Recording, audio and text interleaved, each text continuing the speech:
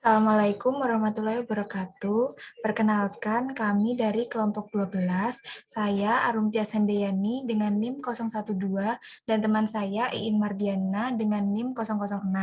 Di sini kami akan menjelaskan proyek yang kami kerjakan sebagai pemenuhan tugas UTS 2021-2022. Yang pertama yakni studi kasus mengenai hitung gaji di sebuah universitas, dan yang kedua adalah hitung varians dengan data berupa vektor. Untuk yang pertama, studi kasus hitung gaji di sebuah universitas akan dijelaskan oleh In Mardiana. Studi kasus yang pertama yang kita bahas yaitu mengenai hitung gaji di sebuah universitas. Di sini kita akan membuat beberapa kelas dalam kasus kali ini, di mana sebelum membuat kelas kita akan membuat package yang bernama hitung gaji. Setelah kita membuat package hitung gaji, selanjutnya kita akan membuat kelas daftar gaji. Setelah itu kita juga akan membuat kelas pegawai, di mana kelas pegawai ini itu berperan sebagai parent class atau yang biasa disebut juga dengan super class, yang dimana pegawai ini nanti akan memiliki child class yaitu berupa dosen dan juga staff. Dosen dan juga staff ini juga biasa disebut dengan subclass. Yang pertama kita akan mengerjakan yaitu mengenai daftar gaji terlebih dahulu, kelas daftar gaji. Pada kelas daftar gaji, kita akan menginisialisasi yaitu pegawai-pegawai ini itu berupa list, yang kemudian kita inisialisasikan juga bahwa jumlah pegawai yang pertama kali adalah 0. Selanjutnya kita akan membuat konstruktor yaitu daftar gaji, di mana parameter yang kita gunakan adalah N. Ini merupakan daftar gaji yang akan kita tampilkan nanti. Selanjutnya yaitu dis pegawai. Dis pegawai ini tuh mengisi dari daftar pegawai ini nanti. Yang kedua yaitu kita akan membuat metode yaitu public void add pegawai, di mana metode ini itu berfungsi untuk menambahkan jumlah pegawai yang kita masukkan nanti. Selanjutnya ada metode public print semua gaji, di mana metode ini nanti itu berfungsi untuk menampilkan daftar gaji dari pegawai-pegawai yang ada di sebuah universitas ini nanti. Selanjutnya yaitu parent class pegawai. Pada parent class pegawai kita menggunakan string name, string nama, string alamat, dan memasukkan bahwa gaji awal dari pegawai ini adalah 1.500.000. Selanjutnya kita menggunakan konstruktor berupa pegawai, di mana parameter yang kita gunakan adalah NIP, nama, dan alamat, dan semuanya ini adalah bertipe data string. Selanjutnya ada metode yang kedua, metode yang pertama yaitu mengenai get nama. Get nama ini tuh berfungsi untuk menampilkan nama dari pegawai yang akan kita tampilkan nanti.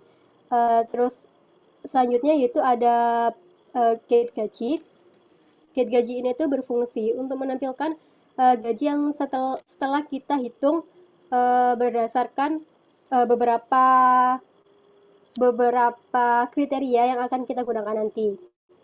Selanjutnya kita akan menuju ke child class atau subclass dari pegawai, yaitu ada dosen. Untuk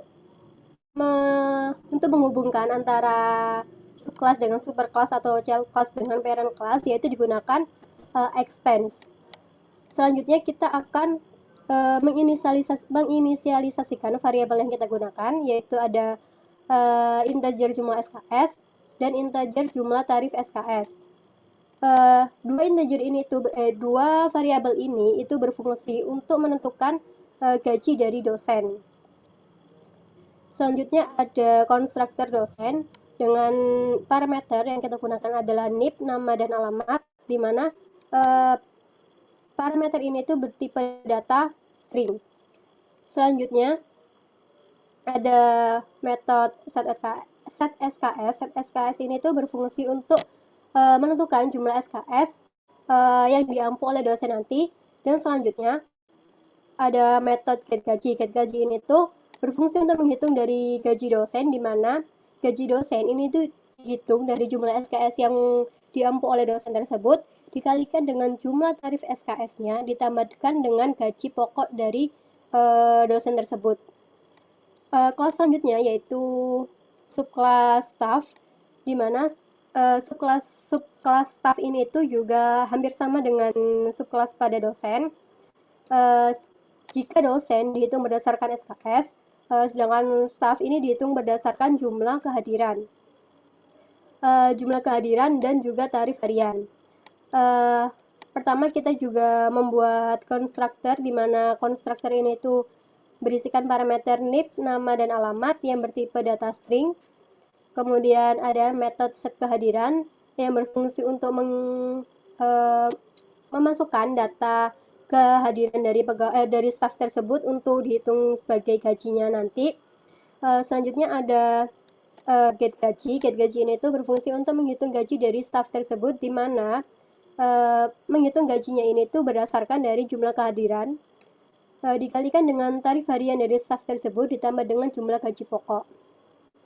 Main class yaitu main class yang bernama hitung gaji, di mana pada main class ini kita akan memanggil beberapa kelas yang kita sudah buat sebelumnya. Yang pertama yaitu dari kelas daftar gaji, kita inisialisikan dengan variabel DG ini.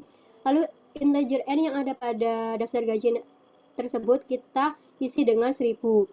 Selanjutnya ada kelas pegawai, kita gunakan variabel PGW ini, kita isi, sebelumnya kan tadi pada pegawai itu ada NIP, nama dan juga alamat.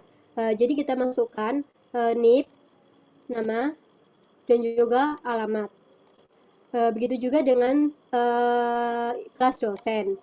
Selanjutnya kita akan membuat sistem outputnya, yaitu kita akan memasukkan jumlah SKS-nya ini secara langsung dari keyboard. Lalu variabel yang kita gunakan adalah variabel SKS. Kemudian yang staff ini tuh juga hampir sama dengan pegawai dan juga dosen, di mana kita memasukkan NIP, nama, dan juga alamat. Dosen ini kan tadi sebelumnya itu berdasarkan dengan jumlah SKS, sedangkan staff itu berdasarkan dari jumlah kehadiran. Dua hal tersebut sama-sama kita input manual menggunakan keyboard. Dan variabel yang kita gunakan yaitu menggunakan variabel hadir. Selanjutnya kita akan set SKS dari dosen tersebut, lalu set kehadiran untuk staff tersebut, dan pegawai ini itu berfungsi untuk memasukkan pegawai-pegawai yang ada di sebuah universitas tersebut, di mana pegawai tersebut ada pegawai, ada dosen, dan juga ada staff. Dan print semua gaji ini itu berfungsi untuk menampilkan semua gaji dari pegawai di universitas tersebut. Untuk melihat hasilnya, bisa kita lihat dari hasil running berikut ini. Misalkan kita masukkan tarif SKS dari dosen adalah 250.000, jumlah SKS yang dosen ampu adalah 3, tarif harian untuk staff ini adalah kita misalkan 150.000, jumlah kehadiran dari staff ini kan dihitung dari per bulan, jadi kita misalkan adalah 28.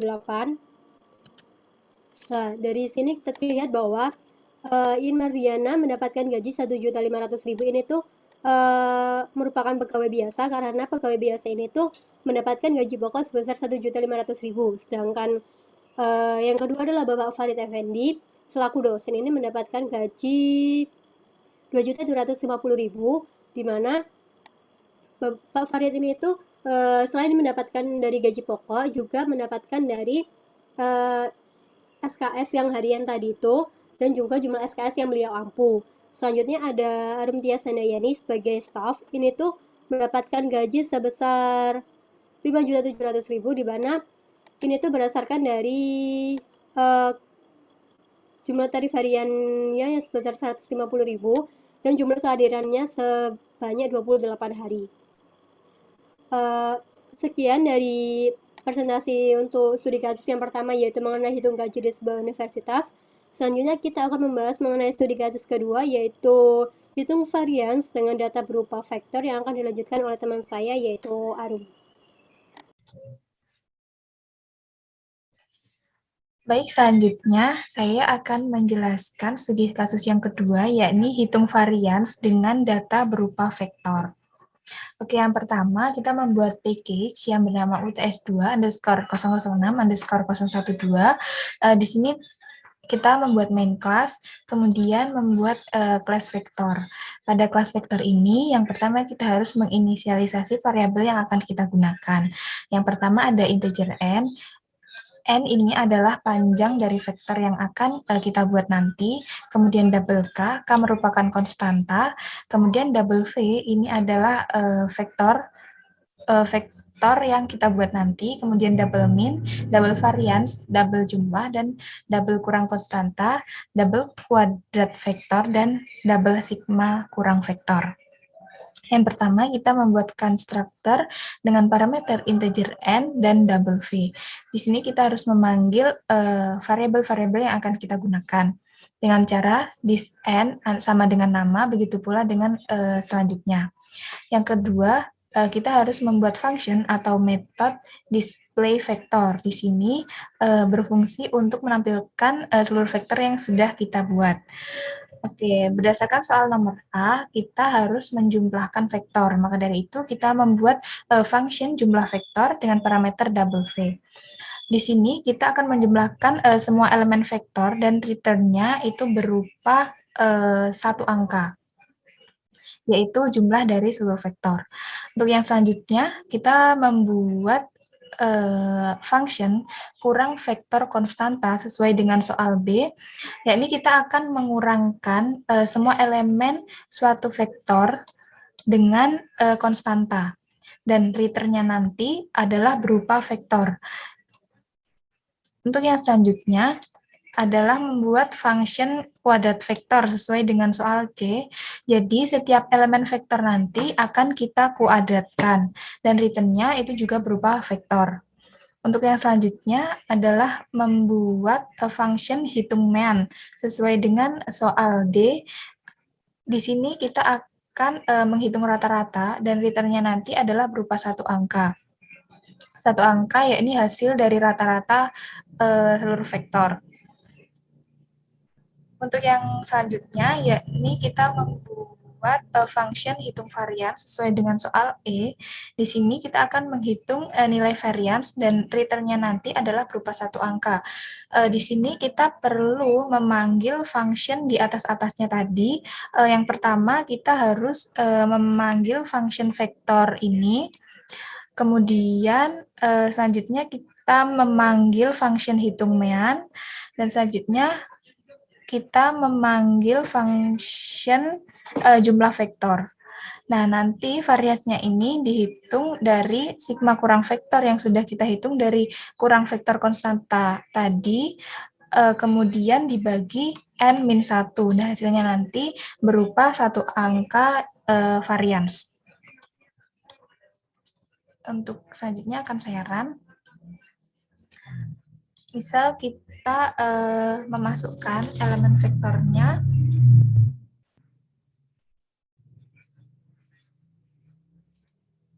Oke. Selanjutnya kita kembali ke main. Di sini kita akan memanggil function-function yang ada di kelas vektor tadi.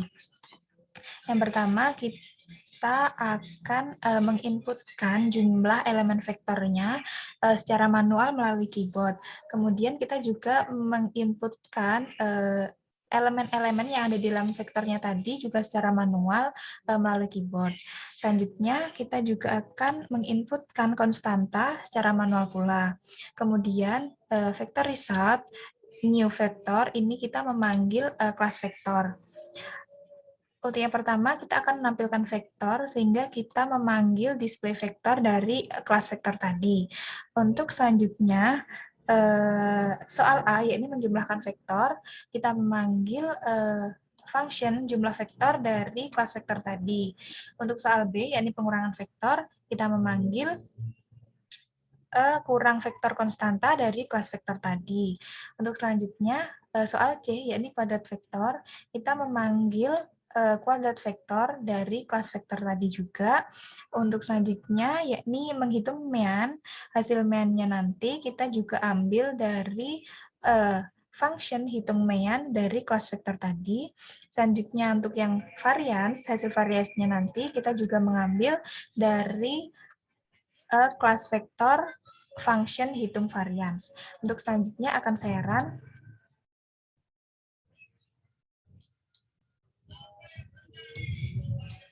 Misalkan kita masukkan jumlah elemen vektornya yakni 4. Elemen vektor ke 0 adalah angka 5, kemudian 3, kemudian 7, kemudian 6. Nilai konstantanya 10. Nah, di sini menampilkan seluruh vektornya, kemudian hasil dari penjumlahannya, kemudian hasil dari pengurangannya, kemudian hasil dari kuadrat vektor, kemudian hasil dari min, kemudian hasil dari varian.